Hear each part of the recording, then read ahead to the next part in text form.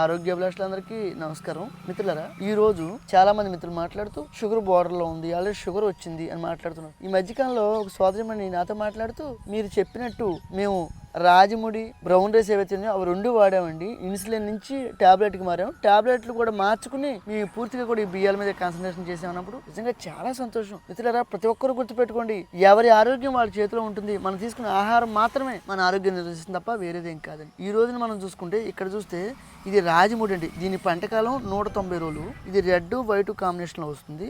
ఇక్కడ చూస్తే పూర్తిగా కూడా బ్రౌన్ రైస్ అండి.